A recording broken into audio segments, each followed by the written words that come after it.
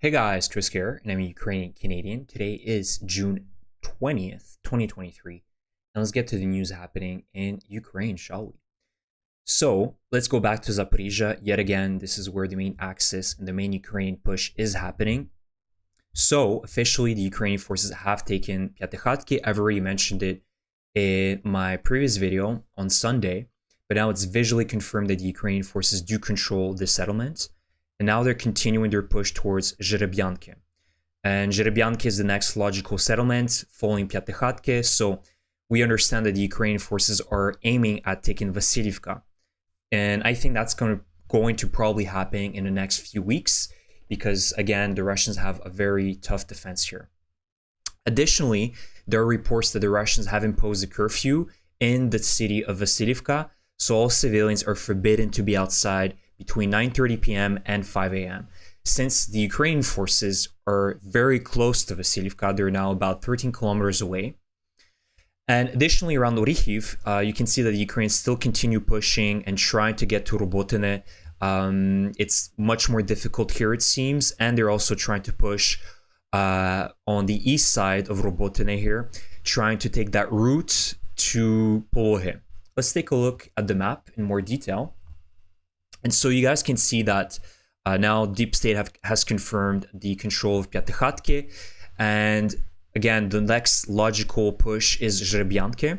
So after Zherebyanki, the Ukrainians are going to take Luhove. And after Luhove, you can see that it's a pretty clear road towards Vasilievka. And this is a great city to control. It's strategically important because it has three roads that lead to three different locations. And all these three locations are very important for the Ukrainian forces. So the first one is then the kind of western road of Vasilievka that leads into Enerhodar. So the Ukrainians could potentially push around the riverbanks of the Dnipro River. And you can see that this main road here leads eventually into Enerhodar. And it's a logical choice for the Ukrainian forces because we know what the Russians are capable of.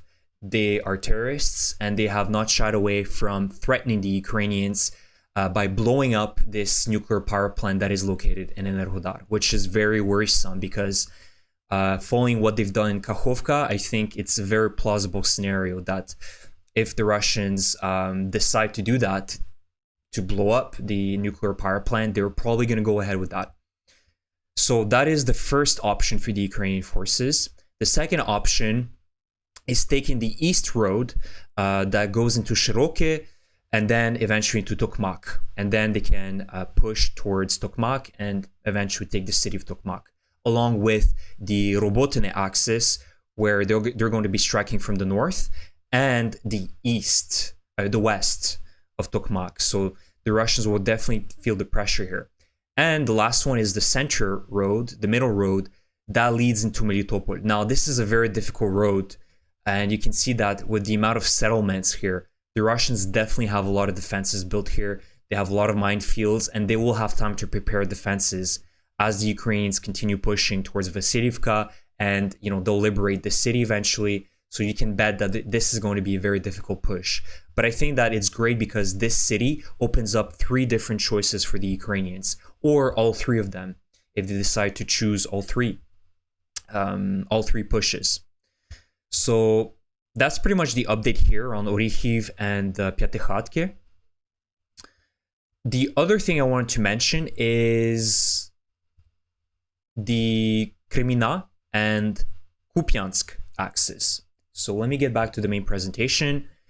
So Bakhmutsky Demon, who is a soldier fighting around the Bakhmut area, mentions that the Russians are currently pushing towards Kupiansk to lure the Ukrainian forces from Bakhmut into that direction. And essentially, he mentions that the Russians threw a lot in the Kupiansk direction. They want to force us to not advance on the flanks of Bakhmut, but to additionally transfer our forces to the defenses of the city. Their tactic is to stretch our forces by imposing battles for Kupiansk and Liman. And as you guys may or may not know, Kupiansk is at the very north of the current front line, and I'll show you on the map. Let's take a look. So Kupiansk is really at the north, right over here. And I think the result is going to be pretty much similar to the winter offensive, which also included a small little push here in the north of Kupiansk around Dvorichna, if I remember correctly. And the Russians gained a very small amount of terrain here, but it was very negligible. And I think that's pretty much the same thing. It's a feint tactic to lure the Ukrainians and make them believe that the Russians are actually going to try to push here. But I seriously doubt that they have the capacity to do so right now. They're already stretched thin as they are, as it is. So for them to open a massive front here would not make sense, in my opinion. And even if they do, I think the Ukrainians are very well prepared to defend this area. And again, they have a natural defense here, which is the river that flows into Kupiansk as well. So this is a natural barrier defense. They have the high ground as well.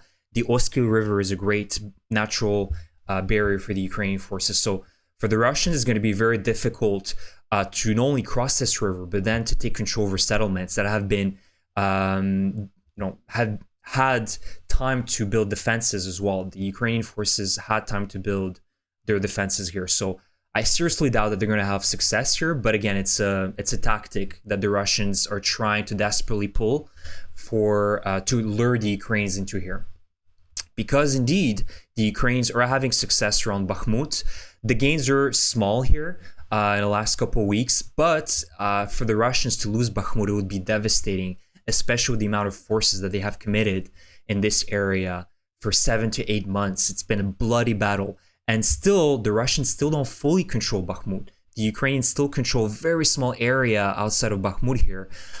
So for the Russians, it would be completely devastating if the Ukrainians mount a successful counteroffensive, completely encircling Bakhmut and then forcing the Russians out. The devastation and with the news to Russia of this loss would be incredible. So they're trying to find some sort of something that can lure the Ukrainian forces out of here towards another direction. So we'll see how that goes. And again, the Russians continue trying. They try to push outside of Kremina, and again, there is no gains here. The forests are too dense. The Ukrainian defenses are too great here. And again, there was a video that came out today with the Ukrainians striking the Russian forces around the Kremina forests with drones and artillery. So for both sides, this front is a very difficult front, to be honest, because of the amount of defenses and the amount of forces committed here. So that's about it. I'll keep you guys updated as to as the situation develops. And let's go back to the main presentation. Now, Girkin comes out with another complaint. And so let's see what he has to say. Now he's saying that Russia is not going to win the war at all. And he's again complaining about the reasons why.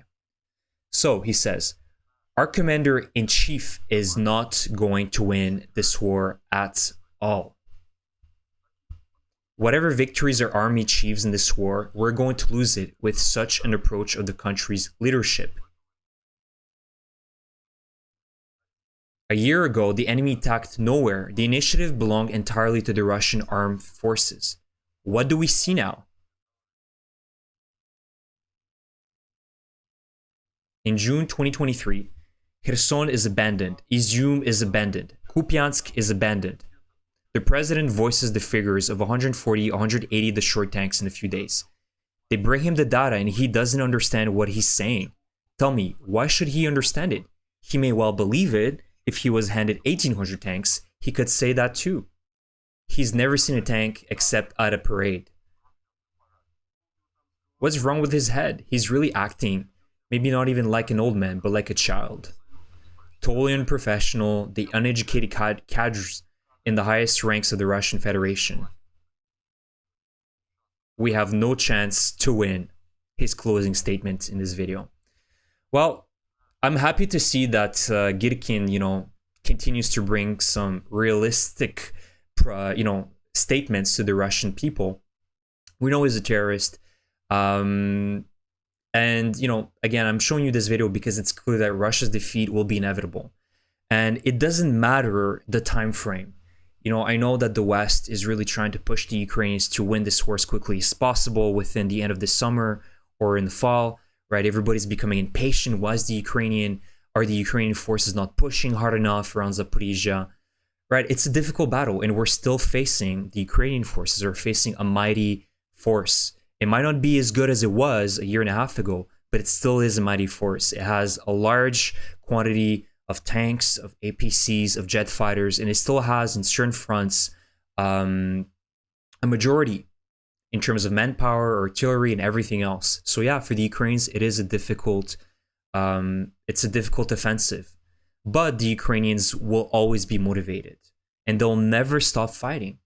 They'll never stop fighting, even if this war drags on for years, right? Which is not the scenario we want to see, but it could be, right? But we know, and I know, that the Ukrainian people will never stop fighting. And we can take the lessons from the Vietnam War, the Afghanistan War, to see that, yeah, you know, the Americans had, obviously, from a technical standpoint, a technological standpoint, from the majority, from a majority standpoint, they had everything going their way, and yet they fought for years, and they had to withdraw eventually. And what happened? Instantly after Afghanistan, the Taliban came back. Instantly. Same with Vietnam, right? And so when you're fighting a force that just will not want to give up, right? Because it believes in what it fights, you cannot win the war. And Russia's not only trying to win the war, they're trying to control the Ukrainian population. They're trying to instill their way of thinking, to put, you know, their leadership to control the Ukrainian people, right? And the Ukrainian people have already stated, and they've mentioned, they do not want the Ruski Mir in Ukraine anymore. So Russia simply cannot win this war. Now, as the last video, again, I wanted to showcase you the aftermath of the Kakhovka reservoir following Russia's destruction of the dam. It's a true terrorist attack that the Russians committed here, and it's completely unforgivable. This is the line that Russia crossed, and there's no going back here, in my opinion. You guys know my position. I really do believe that Russia, we cannot only blame Russian leadership here and the regime of Putin. At a certain point, we need to start blaming the Russian people, who are doing absolutely nothing to stop Russia's terrorist attacks on the Ukrainian people. And that is one of them. And as you can see here in the title, Prosto nemaya sliv. There are no words to explain the devastation that the Russian army, the Russian regime, the Russian people have committed on the Ukrainian soil and the Ukrainian people. You can see that the whole reservoir looks like a desert. It's there used to be water here, you know, a very minimum about a meter or two of water, completely drained away. Nothing here anymore.